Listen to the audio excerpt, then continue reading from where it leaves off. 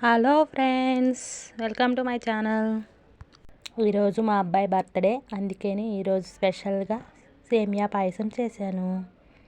Stove పెట్టుకొని దాంట్లో బాణీ పెట్టి నెయ్యి వేసుకొని జీడిపప్పు వేసి కొంచెం దోరగా వేగిన తర్వాత కిస్మిస్ కూడా వేసుకోవాలి.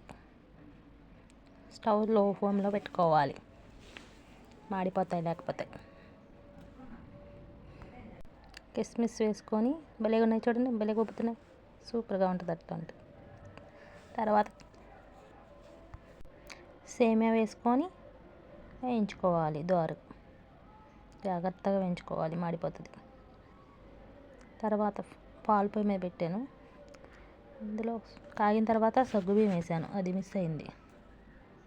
సగ్గుబియ్యం ఉడకాలి బాగా, ఎక్కువసేపు నానబెట్టుకుంటే సగ్గుబియ్యం బాగా ఉడుకుతుంది. ఉడికిన తర్వాత సేమియా వేసుకోవాలి.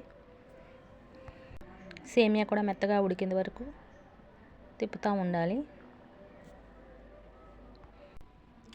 సేమియా కూడా ఉడికిన తర్వాత బెల్లం కొంచెం పంచదార కలిపి వేసుకోవాలి. చివరిగా వేయించుకున్న జీడిపప్పు కిస్మిస్లు పెట్టుకోవాలి. స్టవ్ బంద్ చేసుకోవడమే. Thank you.